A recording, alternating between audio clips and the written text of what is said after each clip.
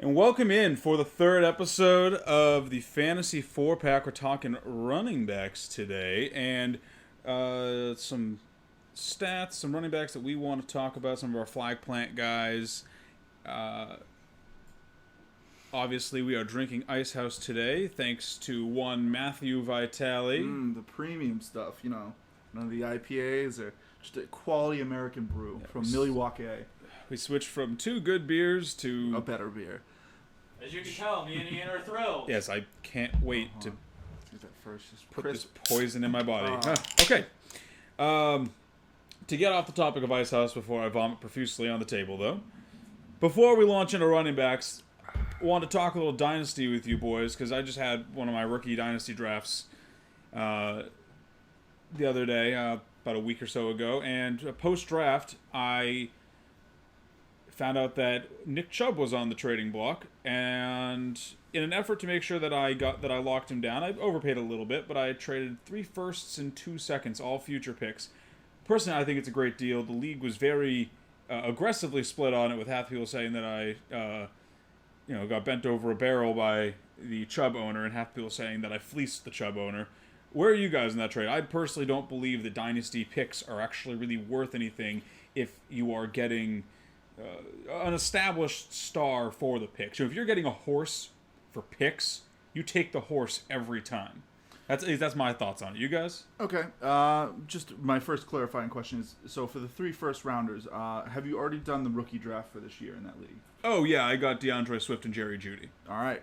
So that sells me on the trade. If you, like I said, there's some guys in here that I think for this year, especially for Dynasty, you really want to try and lock them in. But just like what you said, it's Dynasty picks have more value than people perceive, because you can take a guy to go back to the Browns when they drafted Trent Richardson in the first round. I guarantee you he was flying off the boards. I wasn't playing Dynasty back then, but I guarantee you people were taking him, and they're kicking themselves for that one. So Maybe probably not anymore. But it's a toss-up. Well, if you're in Dynasty, that might have hurt you for a while. They're probably out of Dynasty at this point. I think they lost their teams over that. But either way, there's a lot more toss-up than they are. When you get something surefire, who's going to be in the league and a quality producer in this league for 4 years, I think I would have tried to go a little lower. But I think when you want the guy and you believe in the guy like you do, you got to go get him. Disclaimer: I'm a Chubb homer, but. I don't think you terribly overpaid. Like I said the other night when you told me this, I wouldn't have paid 3 first. I probably would have paid 2 first, 2 seconds. I don't acknowledge think it was that. a terrible overpay, but I wouldn't have done it for that much. I mean, the extra first was just to, seal the deal and make sure I outbid everyone else. But glad we all sort of have the same sort of stance there. I mean, I really want to this is my personal view on it. If you guys have different views, you're free to play fantasy football however you want. But for Dynasty leagues, don't get yourself overvaluing those picks, because those picks are mostly potential value, and people will oftentimes give you good players for those picks if you throw enough of them in their face. Yeah, and the other little thing is now you can do your best every year to try and make those picks as garbage as possible. Oh, I will. My team already had Austin Eckler, David Johnson, and David Montgomery on it for running backs, and I've got a Thielen, Metcalf, A.J. Brown wide receiver core, so that guy's going to enjoy my bottom of the barrel first and second rounders for a few seasons. Yep. Launching off of that, though, into our main topic for today. As I stated, I'm very high on Chubb, and I'd like to talk about him first, if you guys don't have any qualms about that. I mean, I think that Chubb is in for a smash season, and I've been playing a little bit of best ball so far this year, and he is being absolutely ignored at his price in best ball. I mean, I've seen him going as late as the 3rd round in some best ball drafts so far. A lot of mid to late 2nd round, early 3rd round. I'm playing on Yahoo if you're wondering where it matters, but he's someone who I'm very interested in right now, based on what he did last season and what the Browns have done to build around him so far. I feel like he's being criminally undervalued. Why do you think it is? Well, because people are scared of Kareem Hunt, I think. The passing volume did go down when Kareem Hunt came back from his suspension, but Chubb was still, the second leading rusher behind Derrick Henry as far as just pure rushing yards. If he can even turn in a good encore performance to that, which I see no reason why he can't. I have him getting around 1,200 yards so far next season. Looking at somewhere in the range of 250, 260 carries. I mean, even without targets, I think that's a great range for him, and especially if you're getting him in the second round, you're getting a guy that has legit top 5 upside for a bargain price.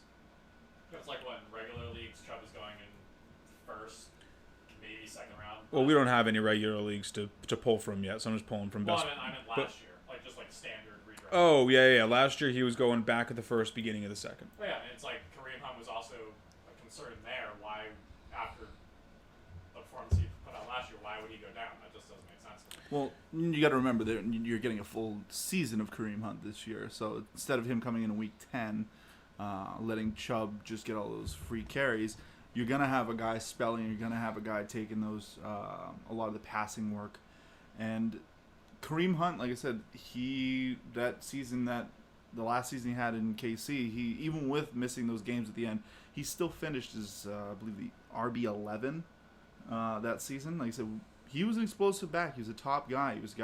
He's young too. Like you said, he's young. As far as going forward, I'm not worried about Chubb because I think that they're invested in him, and I think Kareem Hunt's gonna just do what he can do to put up those stats. Shows teams that he still has it, that he's past all that stuff in the behind him, put it all behind him, and he's ready to step forward. I think for this season, I think he is getting to that price where I'm ready to buy in. But for me, Chubb, he's that guy who's got a real big question mark behind him. I don't think he's gonna lose the job. I don't know. I don't want to pay a premium for a two-headed monster. I think another thing you have to think about too is like with Kareem Hunt, yeah, he was the RB11, but who else was in town that year? Well, and we saw last year that the Browns like what they have with Chubb. He's obviously a very talented runner. I mean, 1,494 yards, 298 carries, 8 touchdowns on the ground, and he got robbed a lot inside the 20s last year. He averaged almost 100 yards a game. Even with Kareem Hunt, he still had 49 targets and 36 receptions. I mean, he's a productive player. He's not someone the Browns are just going to sit. I mean, he's never averaged lower than 5 yards a carry in his 2 years in the league. He's not someone the Browns are just going to sit down. And then keep in mind, the Browns also did upgrade their offense significantly this offseason. They upgraded at tight end, bringing in Austin Hooper. They signed Jack Conklin, which is going to anchor that offensive line. I think he's going to be a real big impact as far as improving not only Chubb's ability to run forward, because Conklin's going to make money. He did it for Derrick Henry last year. I think he's going to do big things for Chubb this year. But he's also going to allow Baker to actually do something in the pocket. And having a productive passing game isn't going to hurt Chubb. Ideally, it's going to make people have to actually at least respect Baker's arm, which is going to allow him to have less stacked boxes. Well, yeah, that's my main problem with the Browns is that I don't trust Baker to be that guy. But I trust him to be good enough, though. He can be that guy. I don't think he's Mitch Trubisky. Like, he's good enough. I think he's good enough that if you ignore him and he has a good offensive line, he can do damage to you. Yeah. I think the big things that I put in up column for Chubb is he is consistent. 2 years in the league, his 5.2 yards per carry in his first season, 5.0 carries yards per carry in his second season. And you expect that to trend down a little bit with the extra carries. 5.2 is tough to. 5.2. I don't expect him 5.2. I would honestly still give him 5. I would give him 5 if I think it's appropriate, and I think it's going to be he's going to be the hammer, and Kareem Hunt's going to be coming out to do those a lot of the scat back pass catching situations, because like I said, we've seen he doesn't get used that much. Only 20 receptions his first year, 36 a second. So I mean, you're going to still get those. If he can get that up to 50, I think that's what he needs. He needs to get to 50 to 60 receptions a year if he wants to be a top 3 guy. I don't think we're going to see that. I don't. With Kareem, so I don't think he has top 1. I don't think he has 1 upside, and that's why I'm not advocating that he goes in the first round. But to me, looking at where he's going currently, if he maintains this ADP and stays in the back of the second, he's going to be a steal come August and September, because think about what else you're getting around there. I mean, last year that was where you were drafting James Conner and Joe Mixon, and look how well that did for you. There always seems like there's one guy in that range too that ends up being the big payoff. I mean, last year it was Leonard Fournette. I think Chris Carson was drafted a little bit behind them, but it's like there's always some guys in that range that end up being really successful, especially based on their ADP. Because the nice thing with drafting him too there is if you get him there, that means you drafted at the beginning of the first. So that means you're pairing him with a Christian McCaffrey or a Saquon Barkley or Ezekiel Elliott. That's a deadly duo going into the season, having a pair like that. Okay. Just one last thing before we hop off, just to kind of test your waters on how in you are. Sure. As I think he's going to be a riser as we get close to the season. I agree.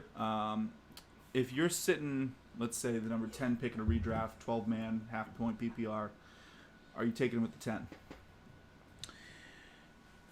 That's tough. For me, it would depend on who else is still on the board. Of course. I would say generally if I'm answering in one direction or the other, I'd say generally I will take him at the back of the first, unless someone stupid fell to me. Because there are 6 guys that I like as the sort of like top tier this year. Mm-hmm. And if one of them is still kicking around, obviously I'm taking them. But I think Chubb is sort of like he's headlining that second tier for me. Okay. So I've seen crazy people fall in some of my leagues, like the downtown league 2 years ago. Like Zeke fell to like 10. Yeah, I mean, crazy things can happen. I don't think in any league where you have people that are, any sort of sharp, you're going to see a top 6 person fall to 10. But yeah, Chubb, end of the first is basically the ceiling where I take him. Speaking of another first round running back that we touched on, a guy who actually lost Jack Conklin. How do you guys feel about Derrick Henry this year? I know, Vital, you had some thoughts about him. He has been the focus of my statting the past few days, really going through Tennessee and feeling them out. I feel like they are a team that is due for some regression. Not a lot. I just have them kind of coming back to earth a little bit. And honestly, one thing I was surprised was I also I'm starting the Colts as well. And the Colts were honestly just like the bargain bin version of the Titans.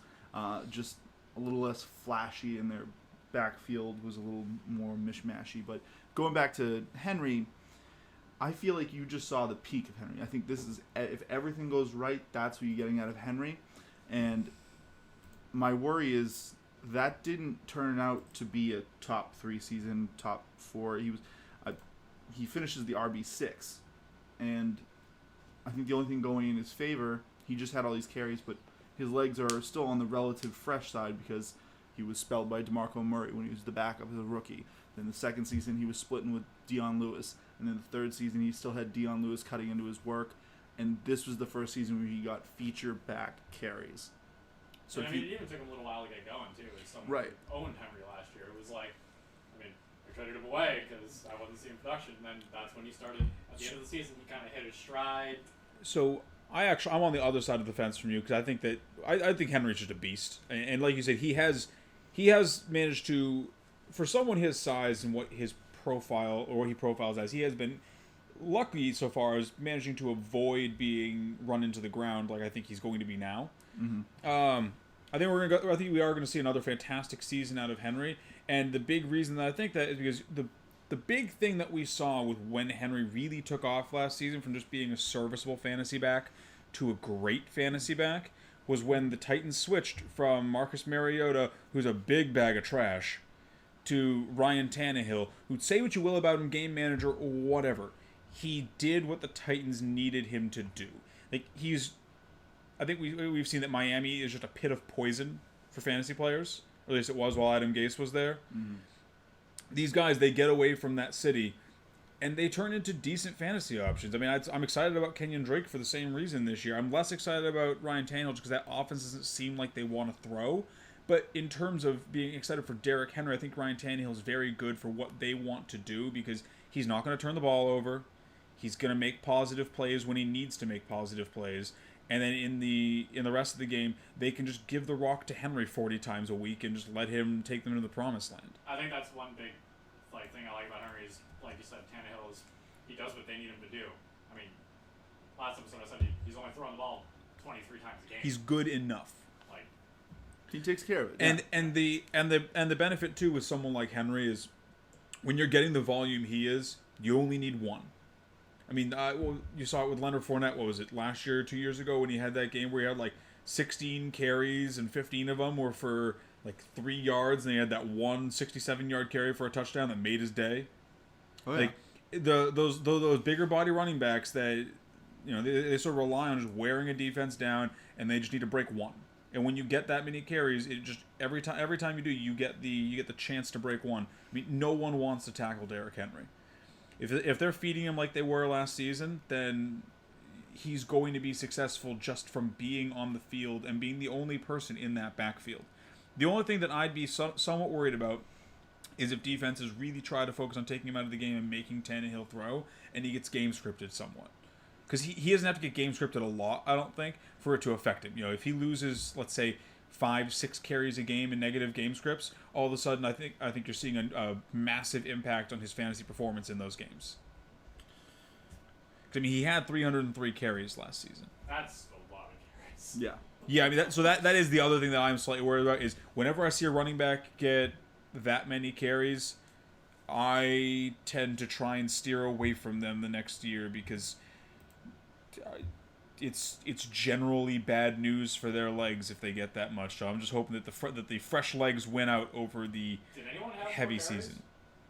Last year? I don't know off the top of my head, but I No, don't believe so. he had the most, and that was one thing I was looking at to see if, you know, how does that trend when you're the guy getting 300 plus carries, and it's never great. Like I said, DeMarco Murray is a great example that year with the Cowboys where he was a monster and he got, I believe, 300 plus carries, and then you saw the breakdown. But he was later in his career. DeMarco Murray was also always more fragile. He was more fragile. He was later in his career. But like I said, the guy who bucks that trend, Ezekiel Elliott.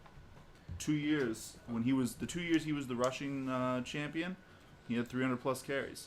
And I think Zeke's a good comp too because Zeke is a special talent. Right. And while Zeke is a little bit smaller than Derrick Henry, it's people that are special talents that are able to buck that 300 curse. Right. Yeah, because when I was looking into Derrick Henry, a guy who popped in, I looked a little bit back at Eddie George, one of their last great running backs they had, and he had a season where he went off, had all these carries. Next season, he broke down. So I think it's one of those things. I'm not too worried about a breakdown. I'm not statting him out to have any major loss. I'm scheduling for 15 games. I figure with 15 is what he had last year. 15. I feel like he's going to get into 15 because I feel like there's just going to be one game where he's got a hammy and they don't need him or something like that. Just something small that's going to hold him out of a game. But I'm not worried about him playing 8 games and then going down with something unless it's a freak injury. But at the end of the day, I think the big thing is what you saw last year is his peak. People are going to be drafting off of that peak. I don't see him going further past what he did last year. He would have to start getting passing volume, which Exactly. I don't see he's fine. He got 18 catches last season, 24 targets. Like he can do it. They don't want to throw to him. He doesn't want to catch. He's not an Aaron Jones. He's not a Le'Veon Bell.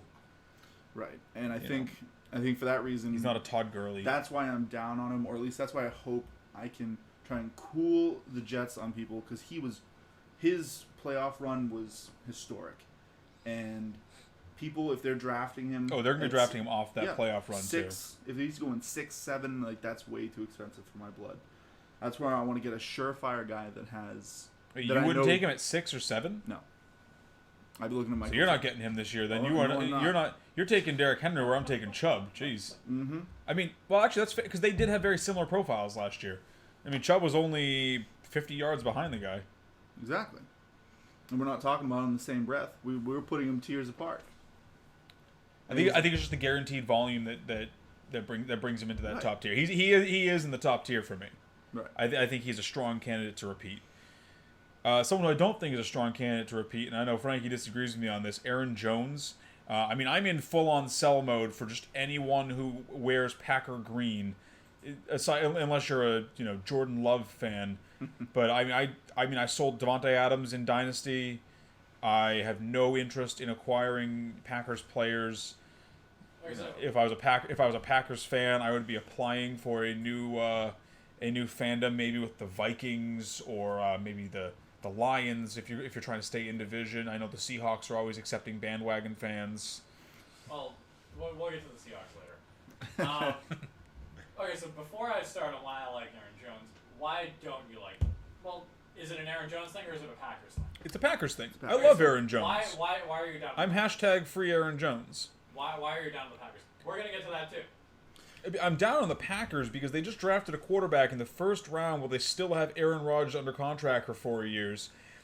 They have a head coach in Matt LaFleur who just does not want to. They drafted a running back in the second round. I mean, the guy's a fullback, but still, I mean, they've shown they have no desire to give Aaron Jones the job, even though that's what Rodgers wants. Maybe Rodgers has to start hating Aaron Jones, then they'll use him to spite him. I don't know, but like, it's just everything about that team screams dysfunction to me. They were the weakest playoff team I've ever seen last year. Were they 13-3? And everyone was like, "Are we sure they're a playoff team?" Yeah, they were kind of fake good last year. I will say that. I think the drafting of the A.J. Dillon. Yes, the fullback as a running back. I think that speaks more to their confidence level in Jamal Williams rather than Aaron Jones. Didn't Jamal Williams leave the team? Isn't he no longer with the Packers? If he is not with the Packers, I did not see that. Listen, they drafted him because they needed to replace that big Joseph Kuhn, Dan Vitale type guy, James Devlin. And I think the biggest reason why there's so much salt in the wound for me for Packers is I guess he is still with the Packers. I thought he moved somewhere else. Who? But for the Packers, I drafted Eddie Lacy the year after he popped when he was that 1, 2, 3 guy, and I decided to go with him over some more guys with question marks because he was the young guy. He's Aaron Rodgers, so they have to respect the arm, all those things. And I mean, granted, I feel like it was more of an Eddie Lacy problem, but it's more of just I have to be sold back. I love that cheese too much. Yeah. Got to get him out of Wisconsin, get him on that South Beach diet. Yeah, that totally worked. With Aaron Jones, I mean, he's not seeing like a super large amount of volume. I mean, he had 236 carries last year, still over 1,000 yards. So the volume is what worries me, though. Well, why does it worry you? I mean, because he was very touchdown dependent last year, and touchdowns are fluky. I mean, the guy had 16. He led the league from a running back perspective in touchdowns. He had 16 on the ground and 3 more through the air. I mean, that's just not repeatable. Look why at. do you think it's repeatable? I mean, he's an assistant that allows him to. They take the pressure off the run because Aaron Rodgers. So a lot of those touchdowns came because Devontae Adams missed time last year. Devontae Adams is generally a very healthy wide receiver. I think the Packers are going more run heavy now. I mean, they're trending towards that, seeing as it's Aaron Rodgers isn't what Aaron Rodgers used to be. I mean, he's still a great quarterback, but he's falling off. Like, look at his numbers over the past couple of years. I think that he's going to see more volume.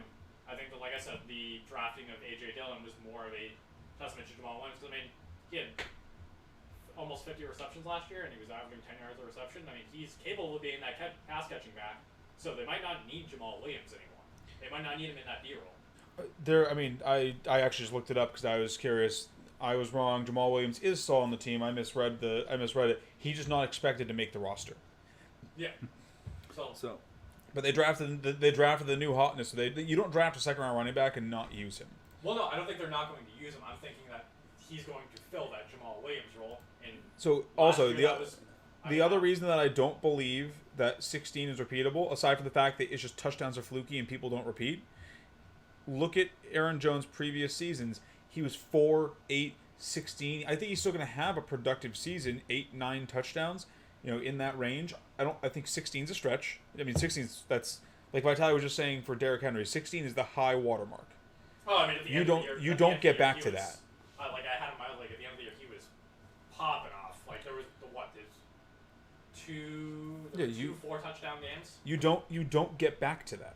So well, I don't think he's gonna see that same touchdown volume. I think his yardage is probably gonna go up there because I think he's been an efficient runner.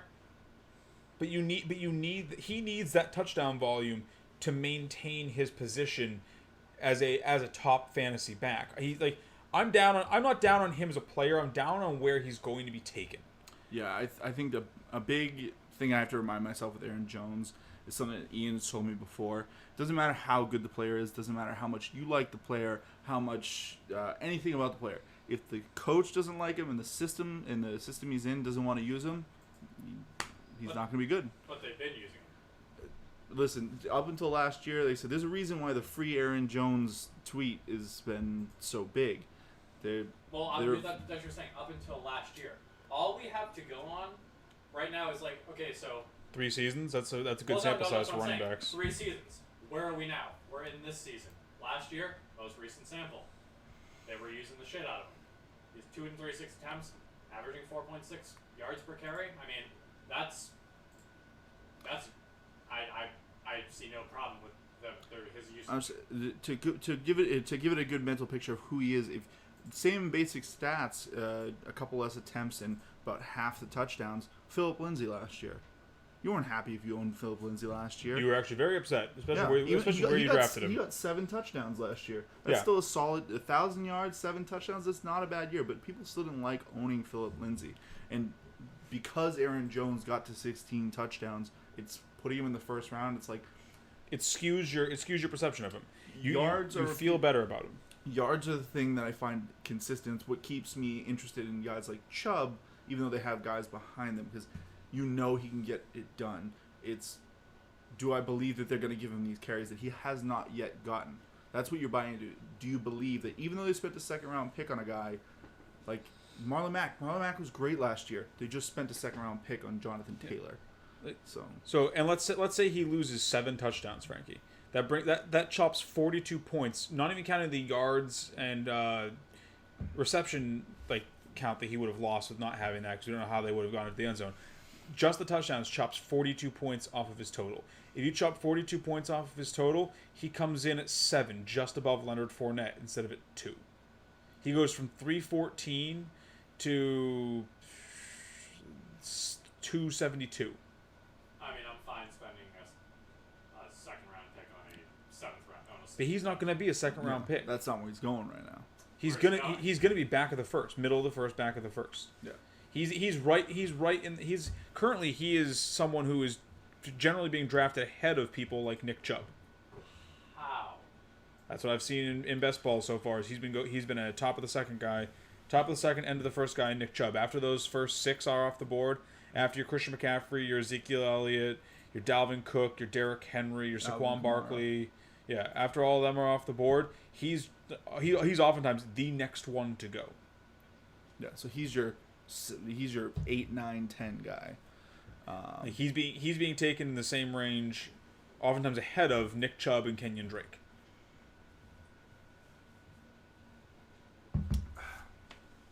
And I'm just not comfortable taking him there.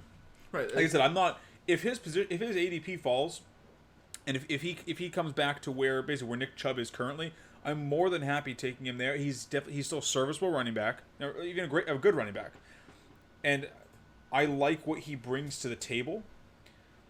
I just don't like having to pay that premium for him. Oh, I mean, because I was unaware he was going that high. I mean,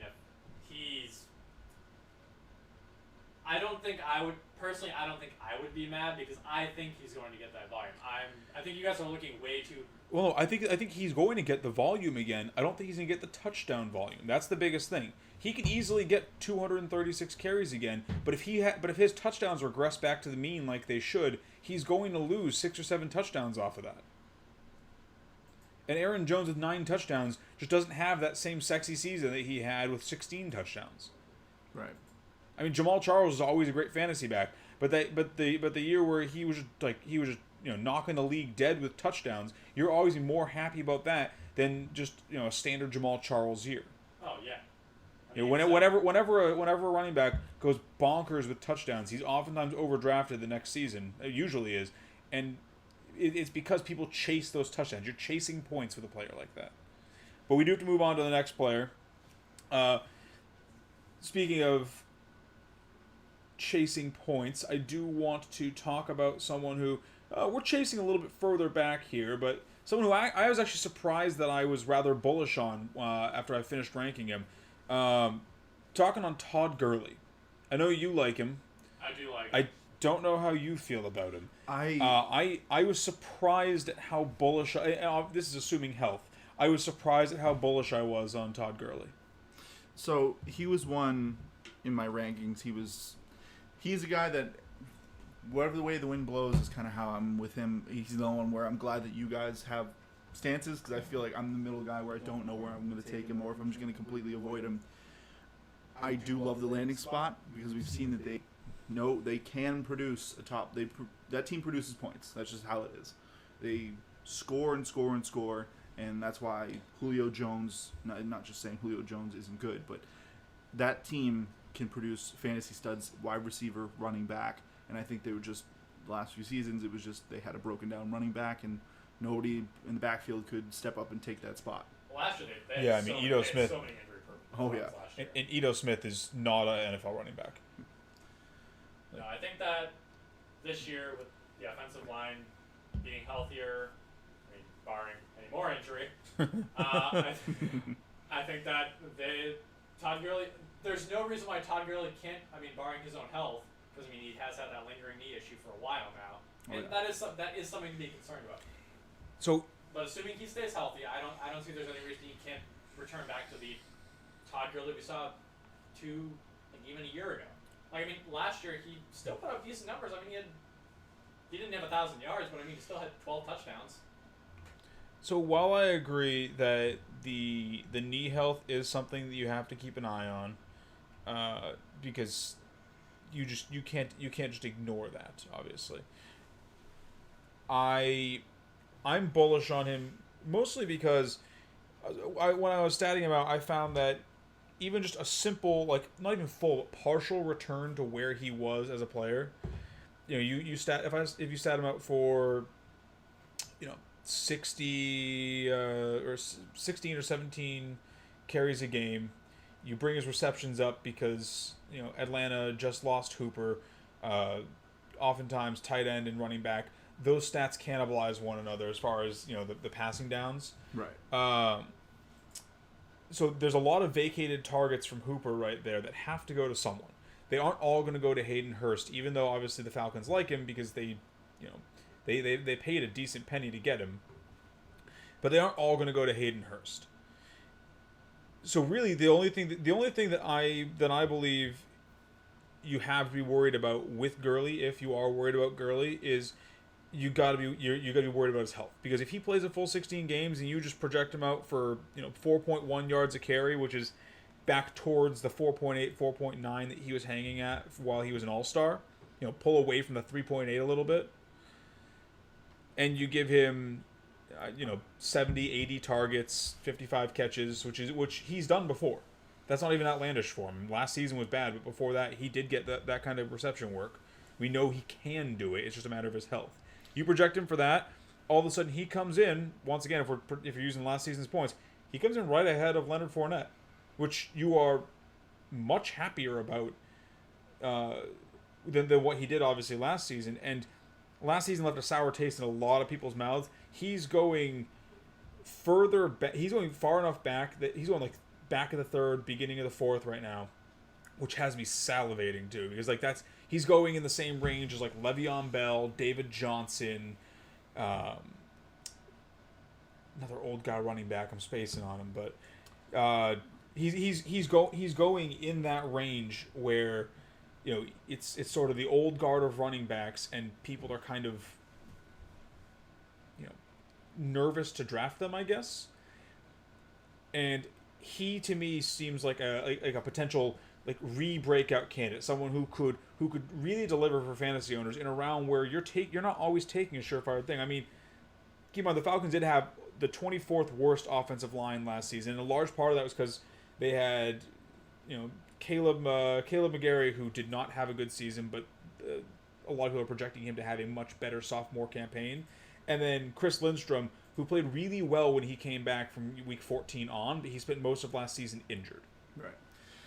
I think for me, with Todd Gurley, the big thing is he is discount Aaron Jones to me, at least through my view. Because when you look back at him, and when you look at, I'm looking at the top 15 running backs from last year, and there's a theme, and it's the yards per attempt. You have to at least get like 4.2. That's basically the lowest I'm seeing, but then you have the outlier, Todd Gurley, 3.8. And the only thing keeping him up that high was 12 touchdowns. Because I mean, the Rams had the second worst offensive line last year. Oh, like I said, I understand that. They were... I feel like that is both them coming back to earth from their 2 historic seasons and people just figuring them out. Finally having some game tape on all those players and being able to figure out a system to shut them down. And that's usually why I look at some guys who will explode, like why I don't have Lamar Jackson as my number 1 quarterback, because I feel like people have got a year of tape. I'm gonna go on the cautious side and put him a little bit further backwards. A guy who's shown me he can do it over and over again, through good seasons, through bad seasons, injuries on your O-line, healthy O-line. Those guys are who I try and tend to. But if he is in that later round, when you're getting David Montgomery, Le'Veon Bell, who's got Adam Gase hanging over him, and the Reaper that is Frank Gore now on his team. Wait, again? Oh yeah, Frank Gore. Frank Gore is a Jet. Frank Gore signed with the Jets. He has returned to ruin Le'Veon Bell's fantasy season. Can we sidebar Le'Veon Bell real quick? How do you guys feel about Le'Veon Bell? Scared.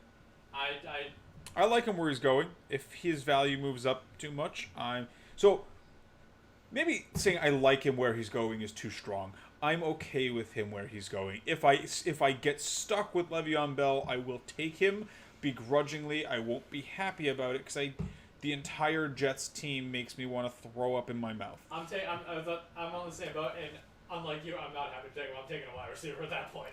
No, honestly, there's just not a lot of people that I like going around him. It's like him or AJ Brown basically, and AJ Brown's taken before him a lot of times. I like him only for the thing is, people have a bad taste in their mouth because he's on the Jets. He's got Adam Gase and all this stuff, but you have to remember how bad last season was for the Jets, and they had Sam Darnold out because he was kissing too many girls. And that their backups, just like Pittsburgh's backups, could not do anything. So he was just getting pummeled. He was getting the box loaded against him.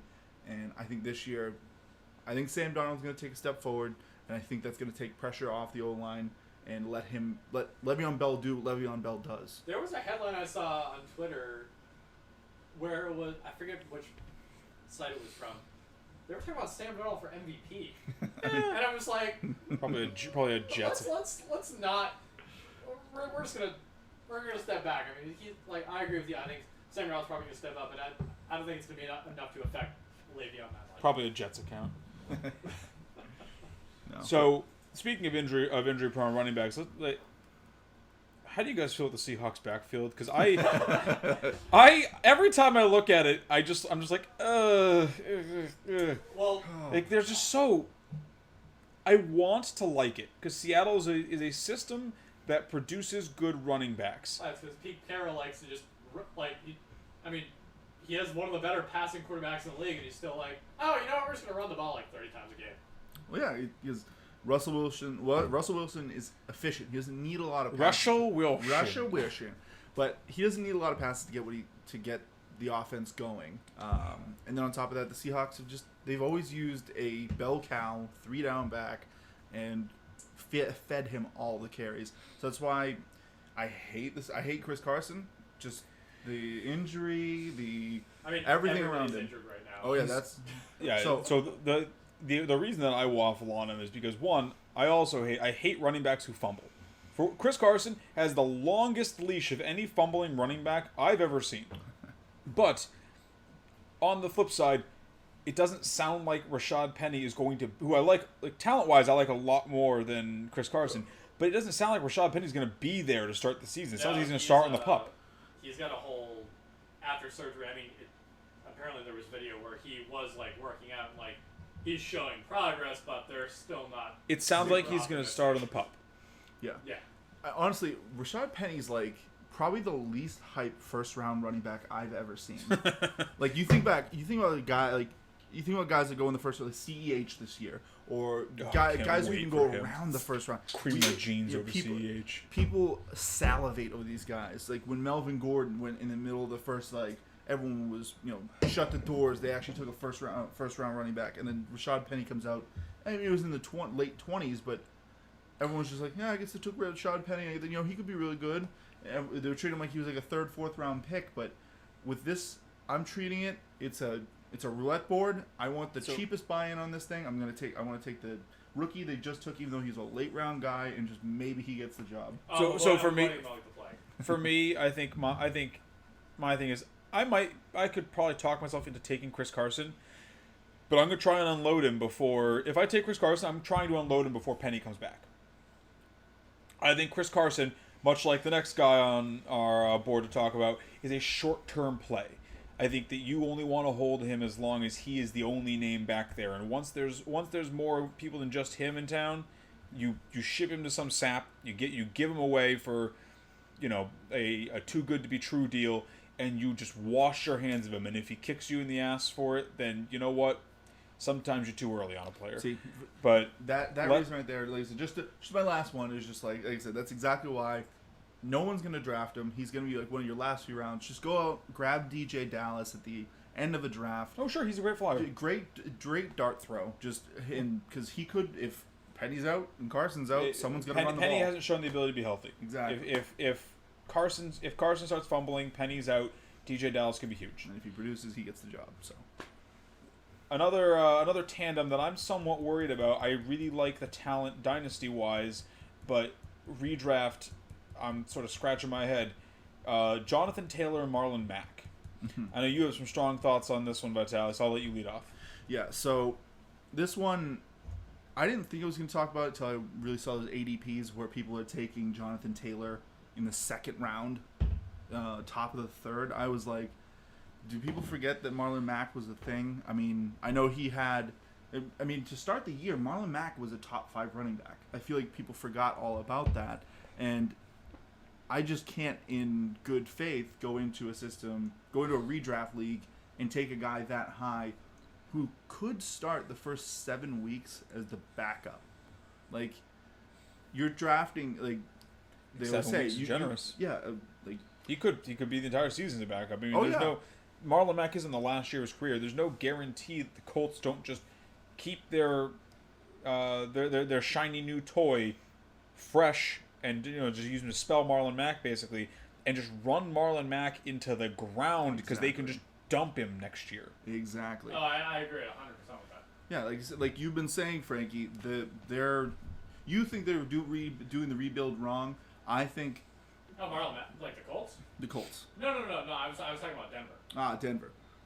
That's a whole other topic. But for Indianapolis, I think they are doing a smart rebuild where they're putting a competitive product out there, but they know they're not winning the Super Bowl this year. So you put in a veteran guy, you try and draft a young quarterback, throw him on the bench, have him maybe learn a little bit, and then you can just use up those last few old guard that you have there, give them their sail them off from the sunset, say goodbye T.Y. Hilton, goodbye Marlon. Give them their farewell tour. Exactly. Oh, I agree wholeheartedly with that. Yeah, I am. I especially love work because Mack's going like the 9th round right now. Like I think he's the 9th? Yeah. I'm drafting him in 100% of my best ball leagues right now because he's just it's an impossibly good deal where he's going right now because it's like he's not a bad running back. They had the 7th ranked offense last year. Yeah, as far as rushing goes. Yeah, they had one of the best offensive lines in the league. Had the 4th ranked it's because of all the hype around Jonathan Taylor. 12, but 7th ranked rushing. I from what I saw, it was 12th ranked. But like I said, I know it was good. There's a quality running back, running O-line. I know their passing O-line was iffy. But like I said, this is one I had statted out and I was going through it, and they don't throw to their running backs. So I do believe that we could see that change this year. Philip, I know that you don't believe this, but Philip Rivers likes to throw to his running backs. He's an old man. He's set in his ways. They very well could, especially with Jonathan Taylor's ability to, because Marlon Mack sucks at catching the ball. Well, that's why they had Hines, but I mean, he didn't do. Naheem much Hines last year. is just a guy. Like there's a million Naheem Hines. You just pick And up then off the also street. Wilkins, Williams, Yeah. they had a whole bunch of Joe Schmoes back there. They had a bunch of Jags. Yeah, the one thing that surprised me out there was Wilkins last year 6 yards a carry. I was like, guy was efficient with the rock. I mean that's what you want for a backup. But like I said, How many carries did he have? I think he did that with 51 carries, That's actually not. That's a bigger amount than I thought it would have. 300 yards. I think to put a pin though in the Taylor Mack discussion, if Mack stays where he is, we all agree he's a steal. You have to take him based on that price, and then just plan on let him have a few games and try and dump him on someone. Yeah, he's gonna be a great flex starter. It might be hard to predict when you want to start him. Like I said, I have him right now for about 900 yards and 6 touchdowns, and that's me having them come back a little bit, regress as a rushing team. But I only have Taylor with like 700 yards and 4 touchdowns. He's gonna produce. I think he's a talented player, and I had him as my number 1 running back going into the draft, for that class. And I think he'll show that. He'll flash that he has the talent and show that he's going to have the job next year. So next year, yes, buy. For some So- reason, Max is so not a- a sexy name.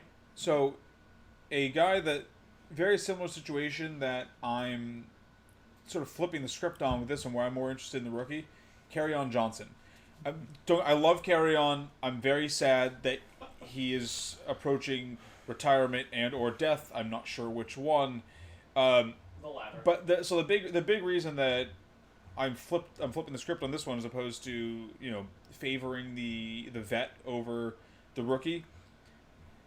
I love the talent of DeAndre Swift. I think he is a very smart draft pick by the Lions, especially given Kerryon Johnson's inability to stay on the field, and that is the biggest thing that I think could cost Kerryon owners this year.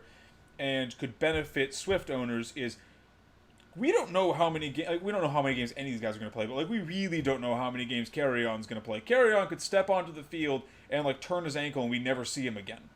Yeah, in our dynasty league is the one who owns Kerryon, who's very in on him. Yeah, I'm surprised you didn't trade up for Swift.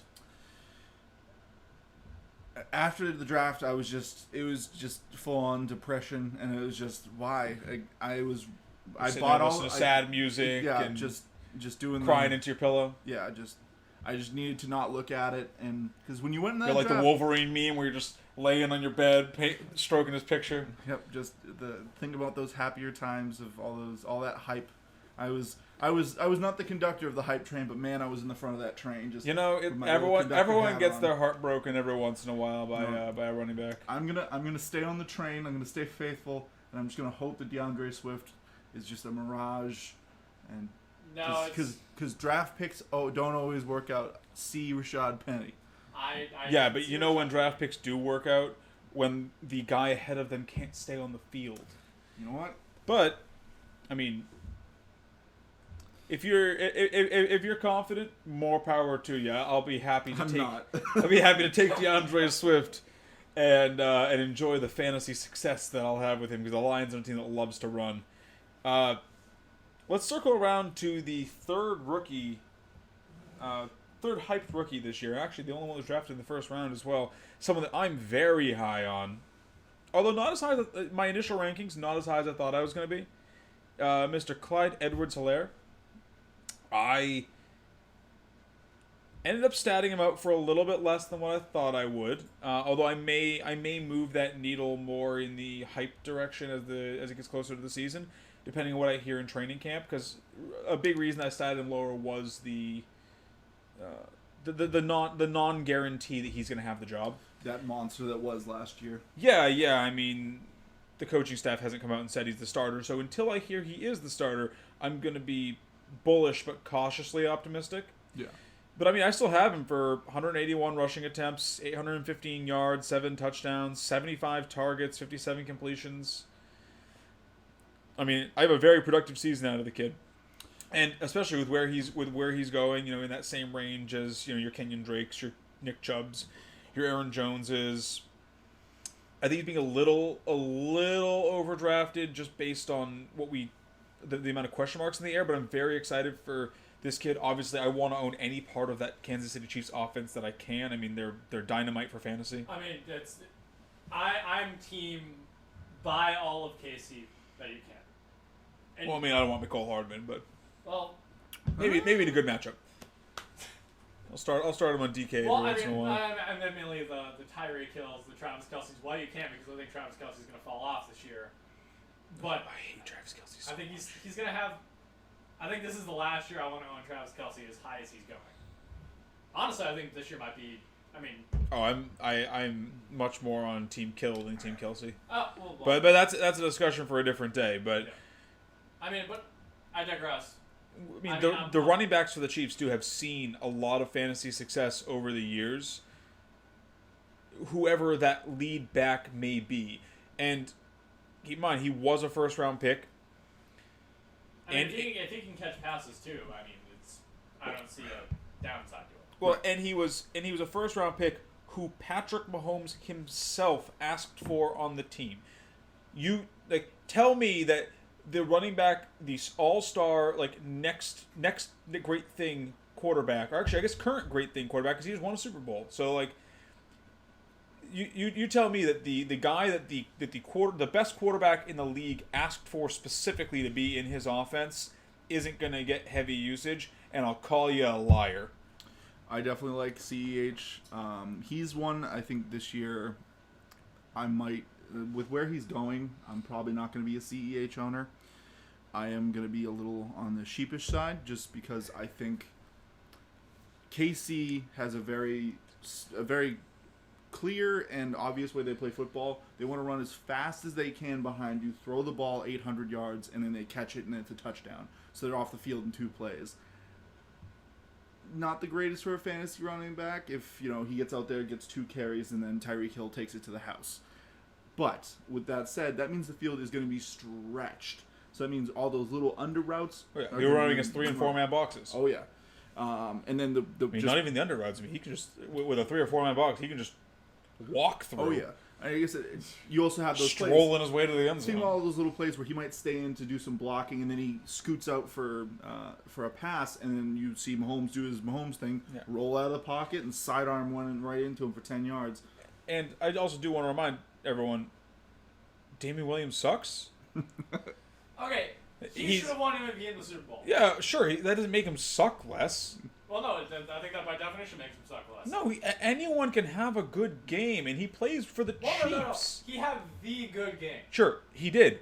Fantasy aside. That's great. He did have a great game. He plays for the Chiefs. I discount it. Anyone can have... The fact that he doesn't have more success and didn't just outright win the job and had to contend with 400-year-old LaShawn McCoy and someone named Darwin Thompson and the other D. Williams, I think it's Darrell Williams. It is Darrell Williams. Yeah. The fact that he was contending with, the ghost of Shady McCoy and 2 guys that I assume they found in the parking lot and were like, hey, do you want to run for us? Well, I think the Shady McCoy thing was more of a testament to Andy Reid's relationship. Oh, no, it was 100% Andy Reid brought him on because it was a known commodity. But I have very little worry that CEH won't be able to take the job from this imposter that they have at running back. And he will be fantastic doing so. Like I said, I'm prepared to move him up if I hear good things in training camp. Yeah, he's another one. Like I said, there's the other reason for me being a little bit standoffish with him is the salt in the wound from last year, where in the 3rd round I decided to go with Damian Williams over Aaron Jones because I wanted a piece of KC's offense and thought top of the 3rd I wasn't going to see him again, and that granted I got him off my team fast, but like I said, it still bit me to the tune of coming in second to last year. So like I said, those things are just going to be, for certain owners, there's going to be those players you remember that just kind of stick with you, and it's hard to go back to that well. Sure. So, jumping to the next guy here, and we're just going to do some rapid fire for these last couple guys because we are running up on it here. Kenyan Drake. I'm positive. I know you're negative. Mm-hmm. Are you... Where are you on Kenyan Drake? I mean, I think that offense is going to pop this year. If I have to be... I think I have Kyler as my QB4. I think that there's no reason Kenyan Drake can't...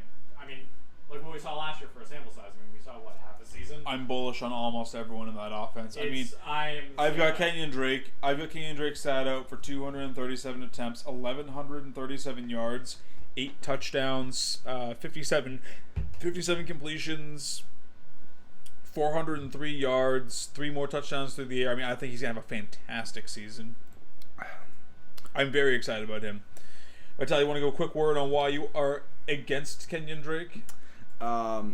Mainly it's just I had 4 years of my... Granted, there's Adam Gase was in there, and he wasn't the starting back to start that his first year there when he had Jay Ajayi in front of him. I've just seen 4 years of Kenyan Drake. I have not been a fan of what he's produced. Granted, like I said, he hasn't had the volume, and I think it's just too late. I think it's passed him by. He's not going to magically develop at the end of his career. I think it's trying to guess that and predict that is tough to do. People don't just come out of nowhere after playing a certain way. He has shown that he can be successful in his career so far. That's not an unknown. I believe in that offense. He looked good last year. I believe in him. Let's jump to another one here that I am very negative on, that you were positive on, James Conner. James Conner. He is one that I'm starting to love his price. That's a big thing for me. Like I said, he's going around that Le'Veon Bell. He's going around David Johnson, David Montgomery. I think it's all those guys have way bigger question marks. They all have bigger question marks and all have things you can find that are worse. I feel like people are way too down on the Pittsburgh Steelers. Seems how that system every year had a guy who was a first round talent. Speaking of David Montgomery, do you guys want to hear where I have David Montgomery? Where do you have David Montgomery? Oh, it's bad. I've got him for just over 1,000 yards and 5 touchdowns. So respectable-ish, but it's purely because of volume. Because he's just, I have him for 260 carries, 3.9 yards a carry. So basically Todd Gurley from last year, but not injured, just bad. I am not excited. I give him another 200 yards through the air, 2 touchdowns. I hate the Bears. I hate what happened to the Bears. They used to be so good. They're this perennial that'd be this is like the Steelers falling apart. The Bears are this franchise you could count on to be good year in and year out, and then it's like they just left their brain on the sidewalk for some Chicago homeless man to go home with. But no, the thing that people remember the juggernaut defenses of the Bears. The big thing with the Bears look bad. People wanted to do this when we were talking about. I heard them talking about the Patriots, and they were talking about the quarterbacks that they face, and the laughing stock that has been E.J. Manuel, Geno Smith, who just got signed in Seattle. Did he? I thought he was out of the league. What? He's the backup for Seattle now. Geno Smith is the backup for Seattle. Geno Smith's backup for Seattle, signing a 1-year contract. Anyways, but if you want to really yuck it up, go look at the Bears list of quarterbacks. Oh, yeah, Rex Grossman. Rex Grossman. Like I said, when Jay Cutler is your Tom Brady, that is. Well, I mean, to be fair, Cutler was a good quarterback. He just didn't care. Right, but he had the skill. He just didn't have the mind. When you go through each team, and you put out a pinnacle guy. But yeah. I mean, for me too. I don't even care who's the quarterback. Trubisky, Foles. Pull a fan out of the stands. I don't care. The Bears are going to be trash. Dave Montgomery's trash. It's just. I want to just wash to my pull us hands all of the way back to where we started with James Conner. He is going so low, and he is getting Big Ben back. And Big Ben's last full season, he was the QB3. That system is productive. Not for lack of him trying. He threw so many picks that year. Yeah. But he got the results. He got you there.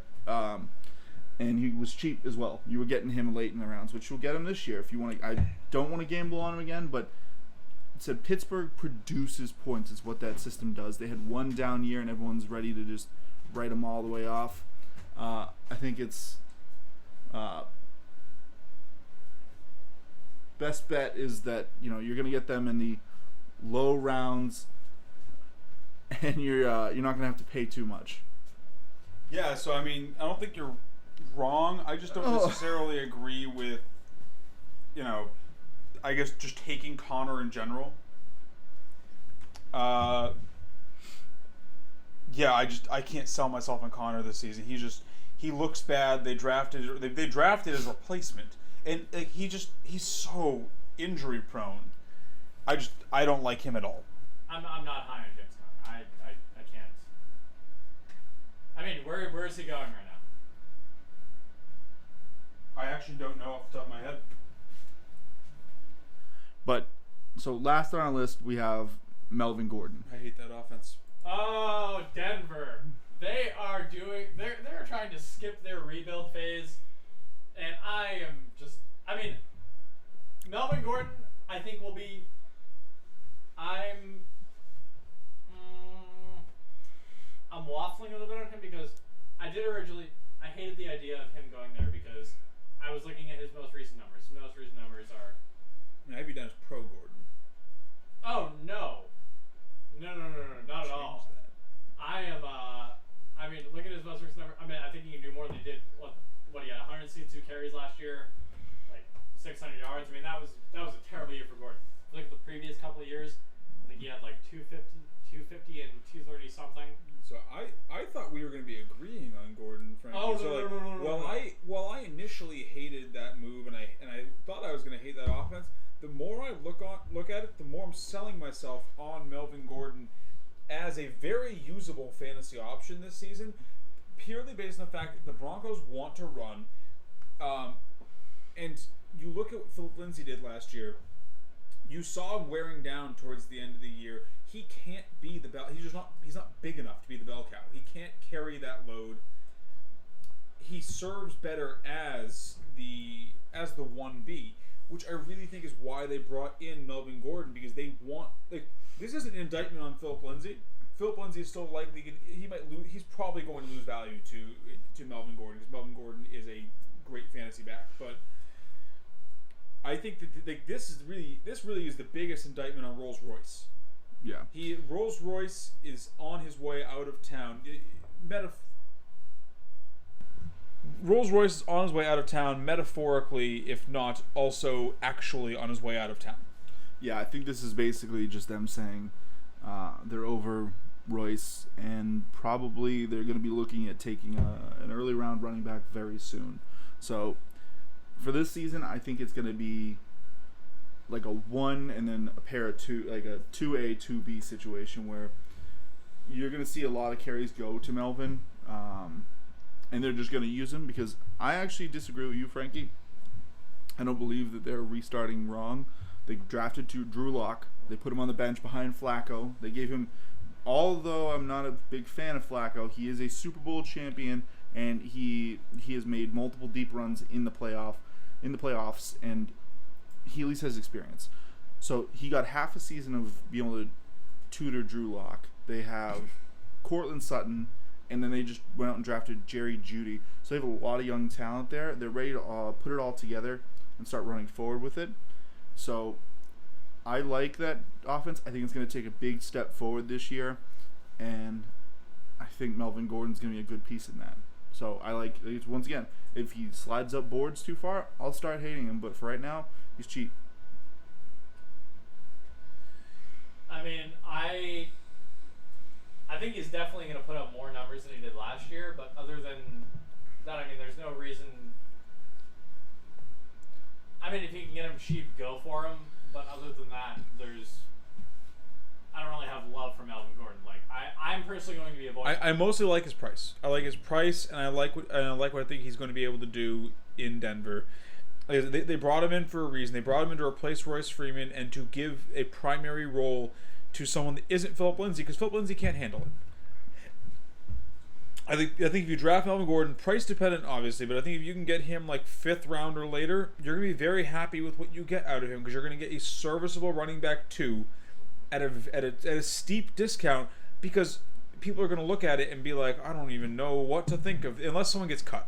If someone gets cut, that changes everything, because it clears up the murkiness of that backfield. But if it stays as is, you end up with someone who very well could be a top 16, maybe even top 12 if he really kicks ass running back that you're not paying very much for.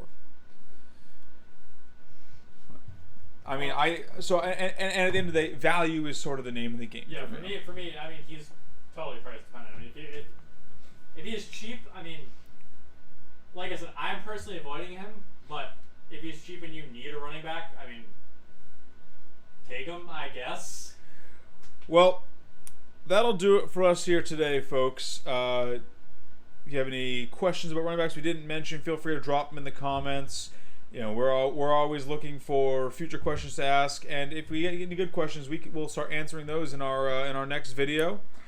Next video is going to be on same topic or same structure. We're talking about wide receivers next time, and we look forward to seeing y'all there again. Any closing thoughts, guys? Do we have a drink check? We have to do a drink check to see who's got the final word. I'm about down to here on my second one. I just cracked mine, so I'm about here.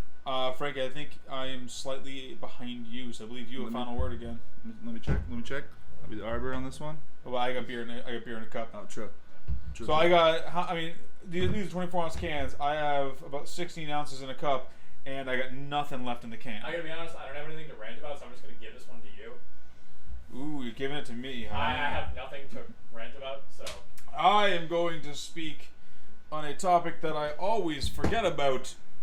When it comes to drafting, come September, I always tell myself, Ian, this is the year you're going to draft 4 running backs in a row. You're just going to stock up on running backs because then you won't get hurt later in the year. And you know what? I never do because I always try to big brain it and end up with 1 running back and 4 receivers in round 5. And I'm like, it's fine. I'll just take 16 running backs from here on out. And it never works. And I was to overpay for a second running back. Learn from my mistakes. Don't take this many. I'm going to rewatch this video in September to remind myself.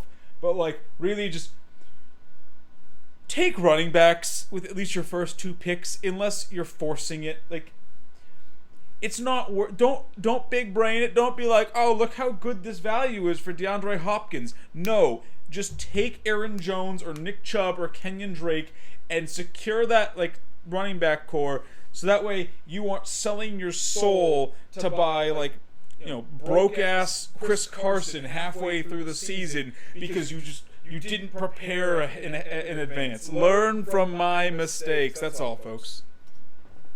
Alright, is that it? Yeah, I think we're good. Till next time. See you guys later.